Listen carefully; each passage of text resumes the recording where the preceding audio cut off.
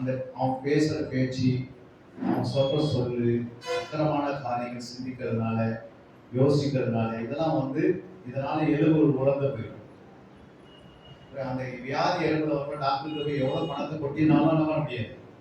அது பாவத்தினால அக்கிரமத்தினால வர வியாதி இல்லையா? அதனால எலும்பு குறித்து அவன் பேசிக் கொண்டிருக்கிறார். இன்னொரு வசனத்தை வாசிக்கிறாங்க. சங்கீதம் 38:3. என் மாம்சம் ஆரோக்கியம் இல்லை, என் பாவத்தினால் என் எலும்புகளில் சௌக்கியமும் இல்லை. பாருங்க, பாவம் சிலருடைய வாயில பாவம், சிலருடைய இருதயத்துல பாவம், சில சரீரத்துல பாவம். இந்த பாவம் நமக்குள்ள வரும்போது எலும்புல என்ன இருக்க சௌக்கியம் இருக்கு.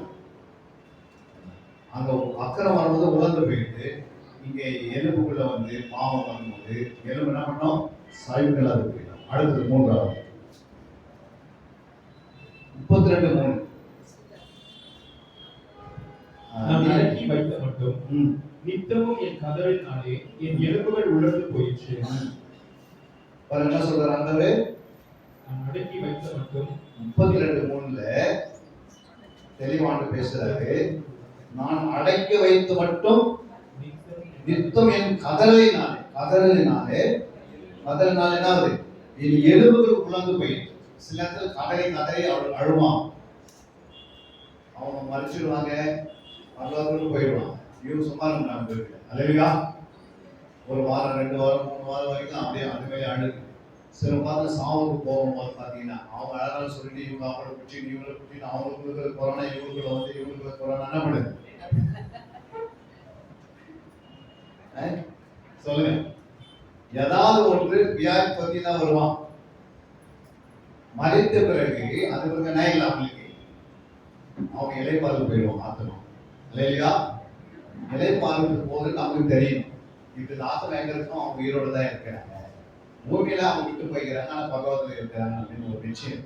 எத்தனை நிச்சயம் இருக்குது? கர்த்தருக்குள் மறிக்கிறவர்கள் இது முதல் பாக்கியமானவர்கள். அல்லேலூயா.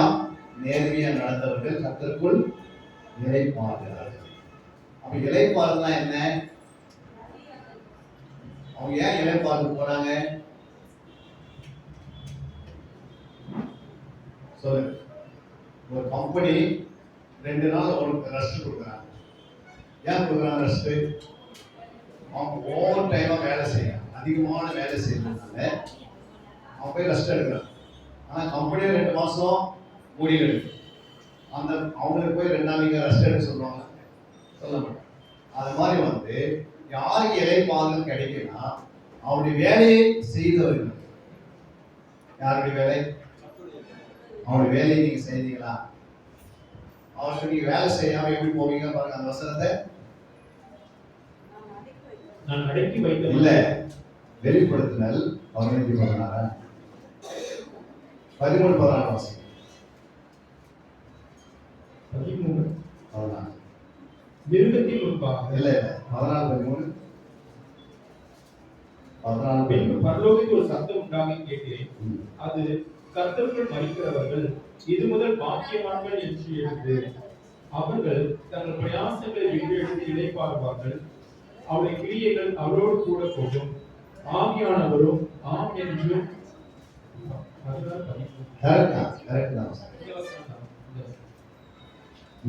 அவருடைய கிரியைகள் அவர்களோடு கூட போகும். ஆவியானவரும் ஆம் என்று திருவிழப்படுகிறார் என்று சொல்லிற்று. அல்லேலூயா. அங்க என்ன சொல்லப்பட்டிருக்கிறது? பிரயாசங்கள். என்னது பிரயாசங்கள்? என்ன சொல்லுங்கம்மா? 2 கொரிந்தியர் 6:5.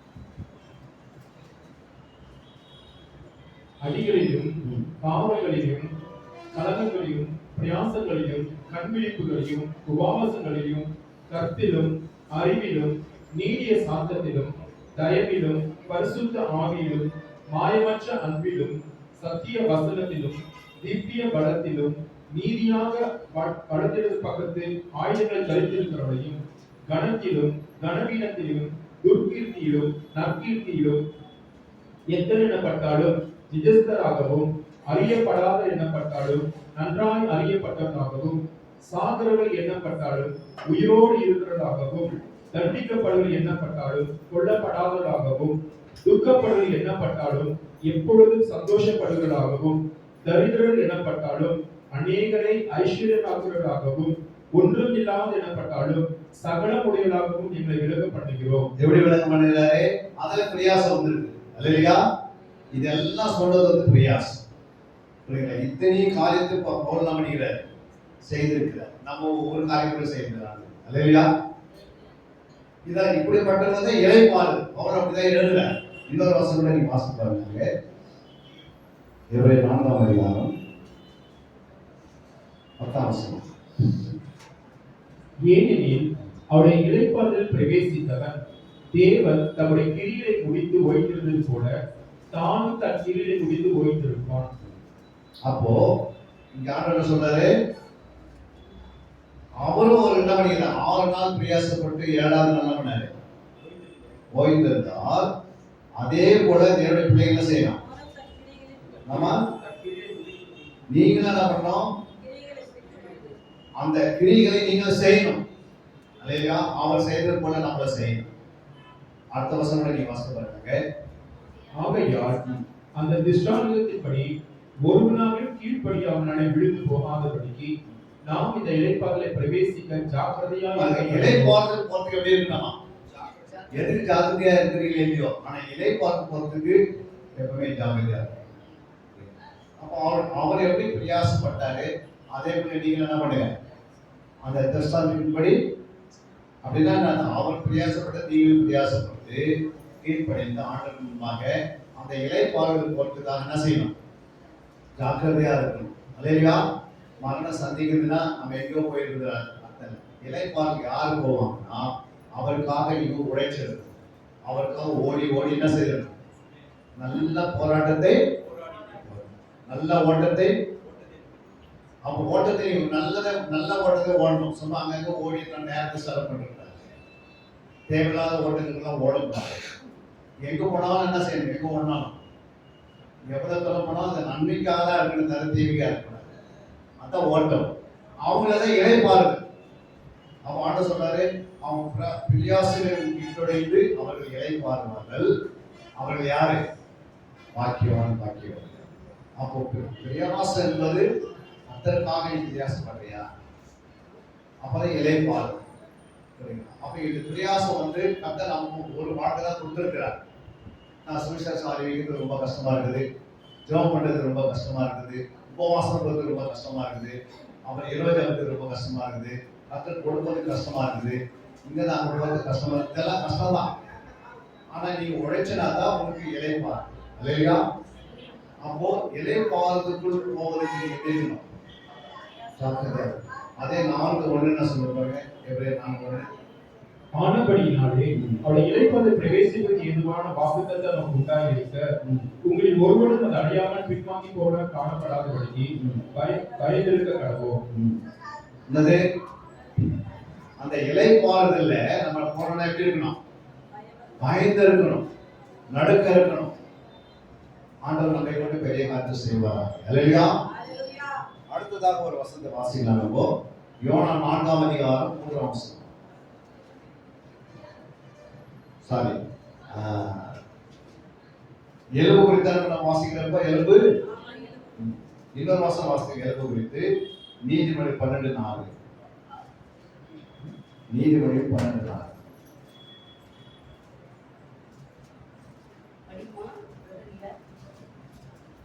அவனம் தன் வாயின் பலனால் தெரிந்து அடைவான், அவனவன் கைக்கும் கிரியினால் பலனுக்கு தக்கதாக அவனவன் கிடைக்கும்.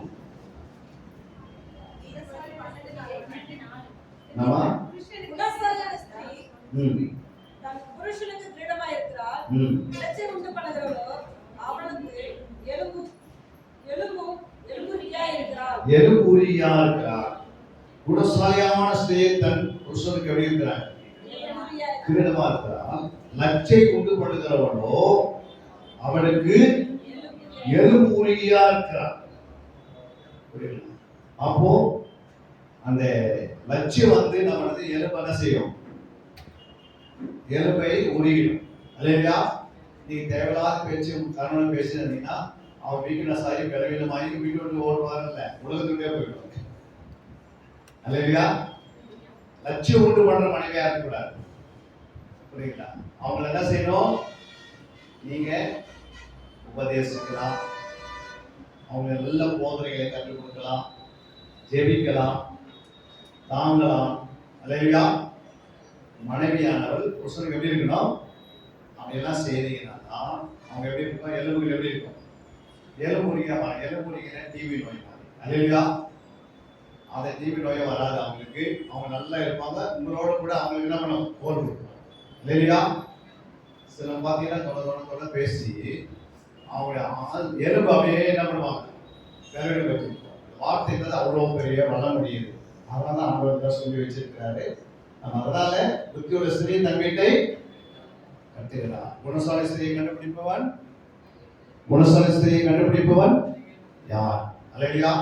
குணசாலியா இருக்கணும், புத்தியுள்ள ஸ்திரியா இருக்கணும், தேவனுடைய ராயத்தை கட்டுகிற ஸ்திரியா காணப்பட வேண்டும். அல்லையா? அடுத்ததாக என்ன சொல்றார் ஆண்டவரே? நீதிமொழிகள் 14:30. 14:30.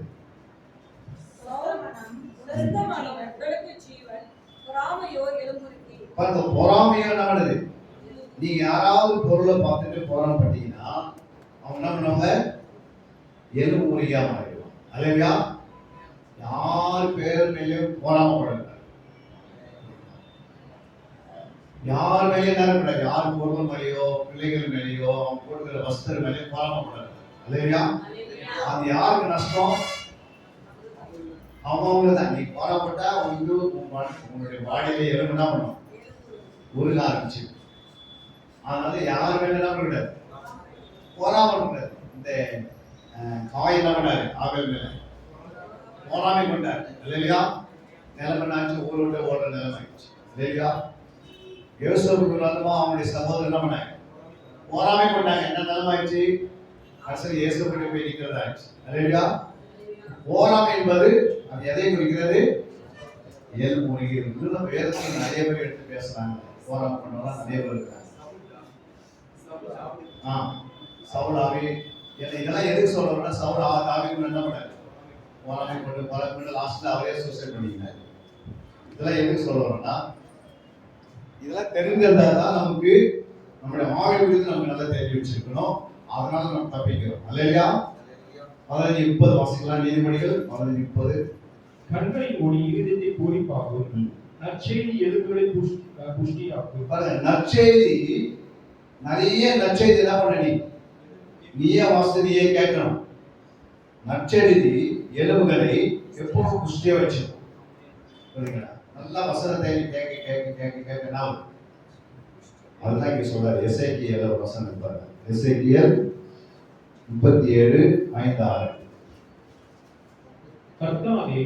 கர்த்தராகிய ஆண்டவர் எலும்புகளை நோக்கி, இதோ நான் உங்களுக்குள் ஆவியை பிரவேசிக்க பண்ணுவேன், அப்பொழுது உயிரடைவீர்கள். நான் உங்கள் மேல் நரம்புகளை சேர்த்து உங்கள் மேல் மாம்சத்தை உண்டாக்கி உங்களை தோலினால் மூடி உங்களின் ஆவியை கட்டளையிடுவேன், அப்பொழுது நீங்கள் உயிரடைந்து நான் கர்த்தர் என்று அறிந்து கொள்வீர்கள் என்று உரைக்கிறார் என்று சொல் என்றார். அப்படின்னா அர்த்தம் ஆண்டவர் என்ன சொல்றாரு? எசேக்கியேல் 37:5 என்ன சொன்னாரு? நான் உங்களுக்குள் ஆவியை பிரவேசிக்க. அதே நீங்க 4ஆம் வசனம் வாசிப்பாருங்க. அப்பொழுது அவர், நீ இந்த எலும்புகளை குறித்து தீர்க்கதரிசனம் உரைத்து அவளை பார்த்து சொல்ல வேண்டியது என்னவென்றால், உலர்ந்த எலும்புகளே கர்த்தருடைய வார்த்தையை கேளுங்கள். உலர்ந்த எலும்புகளே கர்த்தருடைய வார்த்தையை என்ன பண்ணுங்க? அப்ப அங்க என்ன இருந்த எலும்புகள்? அங்க என்ன பண்ண? நிறைய எலும்புகள் கொட்டி கிடக்கு. அது சாதாரண அர்த்தம். அது இஸ்ரவேலர் குறிக்கிறது. வசனம் இல்லாத இருந்தோம். இப்போ யார் உலர்ந்த எலும்புகள்? ஆவிக்குரிய ஜீவித்திலே நிறைய பேர் உலர்ந்த எலும்பா இருக்கிறாங்க. வசனம் இல்லாத இருக்கிறாங்க, சத்தியத்திலே இல்லாத இருக்கிறாங்க, தேவனுடைய வார்த்தை இல்லாத இருக்கிறாங்க. அவங்களும் உலர்ந்த எலும்பு தான். அப்போ ஆண்டவர் 2 பேரும் சொல்றாங்க, வார்த்தை என்ன பண்ணுங்க? அவருக்கு சொல்லுங்க. ரொம்ப சோர்ந்து போயிடும். 4 மணி நேரம் ஜெபம்னா கஷ்டப்படும், 5 மணி நேரம் ஜெபம்னா கஷ்டப்படும், 12 மணி நேரம் ஜெபம். இதெல்லாம் ஒன்றுமே கிடையாது. நீங்க வசனம் கேட்க கேட்க வளர்ந்துருவீங்க. புரியுங்களா? ஜெபம் பண்ணிக்கிட்டே 40 ஊழியக்காரர் போட்டுனாங்க. 3 பகல் 3 இரவு நடத்தணும். 2.5 லட்சம் ரூபாய் கொடுத்தார் ஆண்டவர். செலவு எத்தனை லட்சம்? 2,00,000 செலவு பண்ணி 40 ஊழியர்களை கொண்டு வந்து அந்த இடமே அப்படிச்சுன்னா காலையில் சாயந்தரம் யாரும் போய் படுத்து நடத்த மாட்டாங்க. புரியுங்களா? 2011 ஆரம்பிச்சோம். அவ்வளவு சந்தோஷம். அந்த உட்காரத்துக்கு இடம் இல்லை மண்டபத்துல. புரியுங்களா? அவ்வளோ எங்களுக்கு அந்த ஊழியம் ஃபர்ஸ்ட் நாங்கள் ஆரம்பித்தோம். 2011 தான் சத்திய வேத ஆராய்ச்சி இந்த வித்தியாசம் ஊழியத்தை ஆரம்பித்தோம். புரியுங்களா? அந்த 2011 நாங்கள் ஊழியத்தை ஆரம்பிக்கும் போது அந்த 72 மணி நேரம் ஜபத்தை ஆரம்பிச்சோம். அதுக்கு பிறகு பார்த்தீங்கன்னா 10 பகல் 10 இரவு, 6 இரவு 6 பகல், 21 இரவு 21 பகல், 40 பகல் 40 இரவு, மறுபடியும் 10 பகல் 10 இரவு, இப்படி பல ஜபங்களை வைக்கான உதவி செய்வார். இல்லையா? ஜெபிக்க சத்தத்தை கேட்க கேட்க கேட்க எங்க சோல் எங்கள் சரீரத்துல எங்களோட ஆவியில எலும்புல இந்த வசனம் நம்ம உள்ள ஊழியம் வாய்ந்து பலப்படுத்துச்சு. இல்லையா? எலும்புல நீங்க பாத்தீங்கன்னா எப்படி எலிசாவுடைய எலும்பு கூட போய் என்ன பண்ணுது? உயிரடையில அபிஷேகம். ஒரு பிரேதத்துக்கு போய் எலிசாவுடைய எலும்பு மேல போடுறான் இல்ல, அப்படிதானே? அந்த எலும்பு பட்டதுனால அந்த பிரேதம். ஏன்னா அந்த எலிசாவுடைய எலும்புல அபிஷேகம் இருக்கு. உங்களுடைய எலும்புல அபிஷேகம் இருக்கணும். உங்களுடைய எலும்புல என்ன இருக்கணும்? அபிஷேகம் இருக்கணும். அப்போ உலர்ந்த எலும்புகள் உயிர் பெற்ற வார்த்தையினாலதான். அந்த உலர்ந்த எலும்புகள் உயிரடைய என்ன செய்யணும்? நிறைய வசந்தை கேட்டுக்கிட்டே இருக்கணும், ஜெபம் பண்ணிட்டே இருக்கணும். இப்போ நாங்க வருகிற ஏப்ரல் மாசம் 10 பகல் 10 இரவு ஜெபம். எத்தனால? சாரி, 3 இரவு 3 பகல் ஜெபம். அந்த மாதிரி ஏப்ரல் மாசம் 10ஆம் தேதி சாயந்தரம் 6 மணிக்கு ஆரம்பிச்சோம்னா அங்கே 11, 12, 13 மாலை தான் 6 மணிக்கு முடியும். புதன்கிழமை சாயந்தரம் ஆரம்பிச்சு எங்க முடியுது? சனிக்கிழமை சாயந்தரம். இல்லையா? 3 பகல் 3 இரவு சாப்பிடாம தூங்காம ஜெபிக்கணும்னு சொல்லி இங்கிருந்து எங்க சென்னையிலிருந்து நாங்களே புறப்பட்டு போய் நாங்களே என்ன செய்யறோம்? ஆண்டவர் எங்களை கொண்டு நடத்துறார். அங்க ஊழியக்காரங்களுக்கு அதை தருவேன் இது தருவேன் யாருன்னு சொல்றேன். இல்லையா? இவங்களை காணி கொடுங்க. இப்படி யாரும் ஊழியம் செய்யறாங்க. நீங்க யாரும் ஊழியம் செய்யறாங்க? இங்கிருந்து நீங்க 3 பகல் போயாங்க. ஆனா அந்த தேசத்துல 3 பகல் 3 இரவு ஊழியம் செய்யணும். நீங்களே டிக்கெட் வாங்கிக்கணும். நீங்களே என்ன செய்யணும்? உங்க சாப்பாட்டுக்கு உங்களுக்கு தேவை நீங்களே சொல்லி எல்லாத்தையும் நீங்களே எடுத்துட்டு போகணும். அது மாதிரி ஊழியம் எங்க நடக்குது? இருக்குதா? சிஸ்டர் போயிருக்கிறாங்க. கரகத்தட்டுக்கு அவங்களுக்கு. சரி, ஓகே. இப்போ அந்த மாதிரி 72 மணி நேரம் போய் அந்த தேசத்துக்காக ஜெபம் பண்ணணும். கர்த்தர் கவனிப்பார். கர்த்தர் அதை என்ன செய்வாரு? கவனிப்பார். ஏற்ற நேரங்கள் அந்த தேசத்துக்கு விடுதலை தருவார். அப்படிதான் ஆண்டவர் தேர்கிறார். எதுவுமே இல்லாம கர்த்தராக ஓடணும். அப்போ கர்த்தர் எல்லாமே அவரே சந்திப்பார். இல்லையா? ஃபர்ஸ்ட் நம்ம இடத்துல என்னதோ அதை கொடுத்து நம்ம என்ன பண்ண ஓடணும். அப்போ ஆண்டவர் என்ன பண்ணாரு? அடுத்து என் பிள்ளை எனக்காக என்ன பண்ணாங்க? இவ்வளவு தொண்டு வந்து ஜெபிக்கிறாங்க. கர்த்தர் அவங்க உயர்த்துன்னு சொல்லி ஒரு படிக்கு எக்ஸ்ட்ராத்துக்கு போடுறாங்க. ஊழிய வளர்த்துக்கு தான் வழி. இல்லையா? ஆத்மாக்காக ஓடணும்னா நான் உங்களுக்காக ஓடிடுவோம். அப்படி யாரும் விட்டாரா? எல்லாமே விடலை. அவட என்ன பண்ண? நீ நிச்சயம் பேசி ஆகணும். ஆவியான சொன்னாரு, நீ போவே கூடாது தடுக்கிறான். ஆவியான ஒரு பக்கம் சொல்லுகிறார், பவுலை நீ என்ன பண்ண? இஸ்ரவேல் தேசத்துக்கு அங்க போகாத. ஆனா இயேசு என்ன சொல்றாரு? ஆயிரம் முன்பாக நிற்கணுமே. ஒரு பக்கம் இயேசு பேசுறாரு, ஒரு பக்கம் ஆவியான பேசுறாரு. ஆவியான பேசுறதே வேணான்னு சொல்லிட்டு வந்துடுறாரு. இயேசு பேச எடுத்துன்னு வந்துடுறாரு. அப்படி என்ன அளவு பாருங்க அவருடைய ஆவி எப்படி பிராணக்காக அவர் என்ன பண்ண? இதெல்லாம் பேச இயேசு. ஏன்னா இதெல்லாம் காட்டி இயேசு பெரிய அவர் தெரிஞ்சு சொன்னாங்க. சாமியனுக்கு ஆதாயம். சாமியனுக்கு தான் ஆயிடுச்சு, ஆதாயமாயிடுச்சு. அப்போ நம்முடைய வாழ்க்கையில நம்ம எப்படி ஆண்டவருக்காக நீட்டம் போக ஜோம் பண்ணி நேரத்தை ஒதுக்கி எப்பெல்லாம் லீவு வருதோ லீவு வரலையோ அந்த லீவெல்லாம் நம்ம சேர்த்து ஒன்னா சேர்த்து இந்த பட்டணத்துக்காக என்ன பண்ணணும்? நிறைய செபிக்கணும். இல்லையா? பட்டணத்துக்காக அழுது புலம்பி எப்படியாவது ஜெபம் பண்ணிட்டே இருக்கணும்னா பட்டணத்தை தேவன் என்ன பண்ணுவார்? அசைப்பார். ஒரு நாள் கடைசி காலத்துல நம்ம முடிவில் இருக்கிறோம். கடைசி காலங்களில் முடிகிற நாட்கள் ஆண்டுடைய ரகசிய வருகை மிக வேகமாக சமயமாக இருக்கிறது. அதனால நம்முடைய ஆவி ஆத்மா சரீரங்களை பரிசுத்தமாக வைத்துக் கொள்ளணும். நம்மளால முடிந்தவருக்கு மற்றவங்களுக்கு போய் என்ன செய்யணும்? ஆத்ம ஆதாயம் செய்யணும், ஊழியங்கள் செய்யணும். நம்முடைய நேரத்தை நிறைய ஆண்டு கொடுத்துட்டே இருக்கணும். இந்த நேரத்துல நம்முடைய கவனம்லாம் பரலோகத்தை நோக்கி இருக்கும்.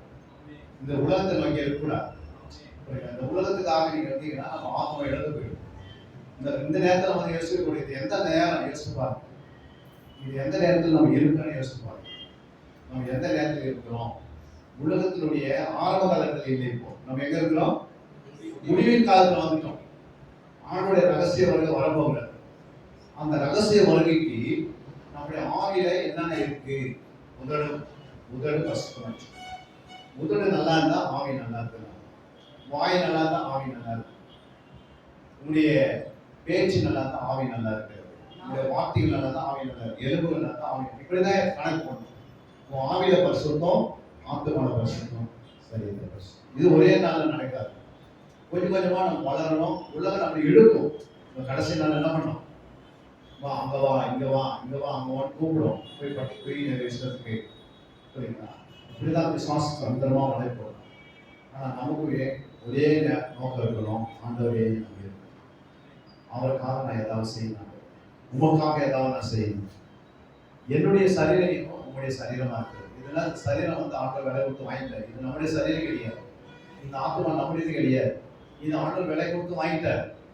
அதைதான் நம்ம 8:34 வாசிக்கணும். வாசிக்கிற பாருங்க. ரோமர் 8:34 என்ன சொல்ற பாருங்க.